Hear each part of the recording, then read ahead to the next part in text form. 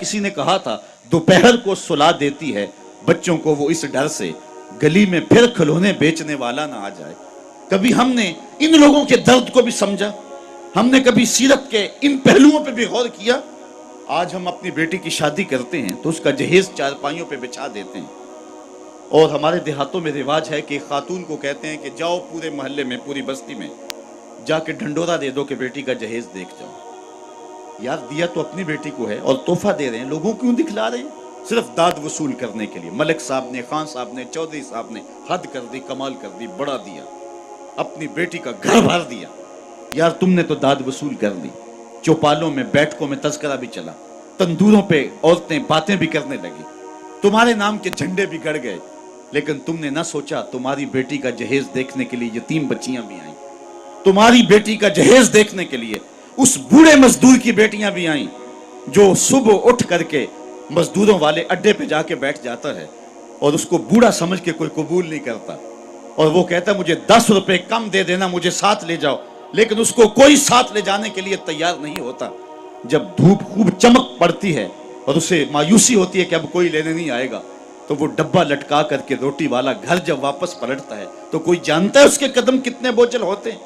آج وہ اپنی بیوی کو گھر سے نکلتے کہہ کے آیا تھا کہ جو رقم ملے گی اس کا آٹا لے کر کے آؤں گا، اس کا گھی لے کر کے آؤں گا۔ آج وہ خالی ڈبہ روٹی کا واپس جب پلٹا کے لے جا رہا ہوتا ہے، اس کے لیے گھر کی دہلیز نہیں ہوتی، پل سرات ہوتی ہے، اور اندر لوگوں کے کپڑے سی سی کے اور لوگوں کے گھروں کے برتن مانج مانج کے اپنے جہیز کی چیزیں بنانے والی بیٹیاں جب اپنے باپ کو یوں آج بھی خالی آتا ہوا دیکھتی ہیں تو جو کچوکے ان کے دل پہ لگتے ہیں اس کا مداوع کس کے پاس ہے؟ تم نے تو داد وصول کر لی، لیکن تمہاری بیٹی کا جہیز دیکھنے کے لیے اس مزدور کی بیٹیاں بھی گئی۔ تارا ٹوٹتا سب نے دیکھا، یہ نہ دیکھا ایک نے بھی، کس کی آنکھ سے آنسو ٹپکا، کس کا سہارا چھوٹ گیا۔ کاش کہ ان درد مندوں کا بھی ہم نے حال پوچھا ہوتا اور ان دکھیوں کے رشتے ہوئے زخموں پر بھی ہم نے مرہم رکھی ہوتی اور حضور کی سیرت کے پیغام کو ہم نے سمجھا ہوتا، اور ہم اپنی معاشرت اور اپنے ارد گرد کے ماحول کے اندر ان چیزوں کو، اپنے محلے اور اپنی گلی کے اندر ان چیزوں کو دیکھا ہوتا۔ صاحب رات کی تنہائی کے اندر غریب کے گھر میں جا کے جو ہے وہ پیسے پھینک آنا، یہ بہت مشکل کام ہے، اس سے معاشرے میں داد نہیں ملتی ہے، لوگ جو ہیں وہ اخبارات میں اشتہار نہیں چھپاتے ہیں، یہ مشکل کام ہے، اس لیے انسان اس مشکل گھاٹی نہیں چڑھتا ہے۔ اللہ تعالیٰ سورۃ البلد میں ارشاد فرمایا فَلَقْتَحَمَ الْعَقَبَةَ وَمَا أَدْرَاكَ مَا الْعَقَبَةُ فَكُّ رَقَبَةٍ، اللہ اکبر، او اطعام فی یوم ذی مسغبہ، یہ مشکل گھاٹی ہے، کسی پھنسے ہوئے کی گردن چھڑانا ہے، کسی لاچار کے کام آنا ہے، کسی دکھی کے کام آنا ہے۔ میرے اور آپ کے آقا و مولا حضور ختمی المرتبت صلی اللہ علیہ وآلہ وسلم عید پڑھنے جا رہے ہیں، راستے کے اندر ایک یتیم بلکتا بچہ دیکھا، حضور رک گئے، سر پہ شفقت کا ہاتھ رکھا، پوچھا بیٹے آج عید کا دن ہے تم رو رہے ہو؟ کہا میرا باپ فلاں غزوے میں شہید ہو گیا، میری ماں کا سایہ بھی سر پہ نہیں، بھری دنیا میں یہاں میرا کوئی نہیں ہے، دیوار کے ساتھ لگ کے بلک رہا ہے، عیدگاہ میں انتظار ہو رہا ہے، ہزاروں لوگ منتظر ہیں۔ آقا کریم نے دل جوئی یتیم کو، یتیم کی دل جوئی کو اتنا مقدم سمجھا کہ اس کو لے کے واپس گھر آئے اور آ کے کہا کہ اس کو لباس دیا جائے، اس کو کھانا کھلایا جائے، اور اس کو جیسا حسنین کریمین کو لباس دیا گیا تھا ایسا اس بچے کو پہنایا گیا، کھانا کھلایا گیا۔ حضور نے احساس محرومی دور کرنے کے لیے مزید اس کے سر پہ شفقت بھرا ہاتھ رکھا اور مسکراتے ہوئے فرمایا کیا بیٹا تو اس بات کو پسند نہیں کرتا کہ محمد تیرا باپ لگے، عائشہ تیری ماں لگے اور فاطمہ تیری باجی لگے؟ اس نے کہا یہ رشتے مل جائیں تو اور کیا چاہیے؟ کہا آج کے بعد یہ تیرے رشتے ٹھہرے۔ ایک انگلی سے حسنین کو لگایا ہے، ایک انگلی سے وہ یتیم بچہ ہے۔ حضور عیدگاہ کی طرف بڑھ رہے ہیں، اور بھی بچے اپنے ماں باپ کے ساتھ جا رہے ہیں۔ یہ یتیم زبان حال سے کہتا ہے تھا تو یتیم، لیکن یتیمی کا مزہ آ گیا، مصطفیٰ کی انگلی تھام کے جا رہا ہے۔ تو حضور علیہ السلام کی سیرت جب نسل نو کے سامنے رکھیں،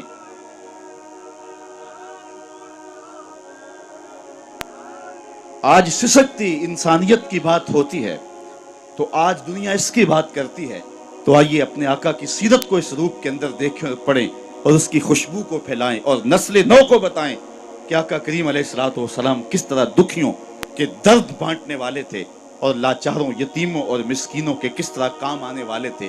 سمال الیتامى عصمۃ للارامل، بیواؤں کے آسرے تھے، اور غریب ہو کے یتیم ہو کے یتیم پرور تھے.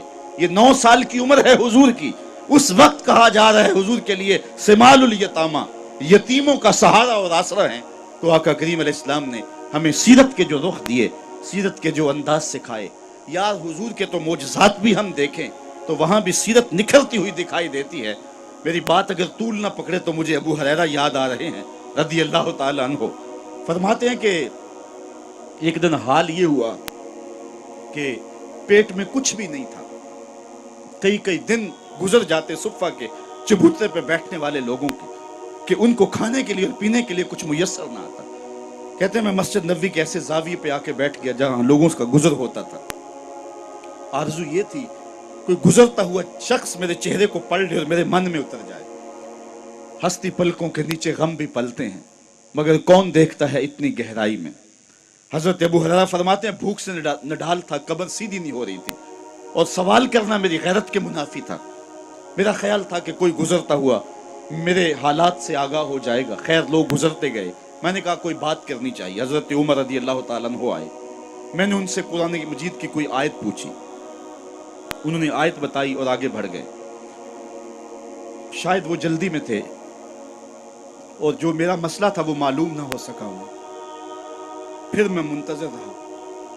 حضرت صدیق اکبر آئے رضی اللہ تعالیٰ عنہ. میں نے ان سے کوئی مسئلہ شرعی پوچھ لیا. انہوں نے بھی مسئلہ بتایا اور آگے بڑھ گئے. میں نے سوچا میرا مسئلہ تو وہیں رہ گیا.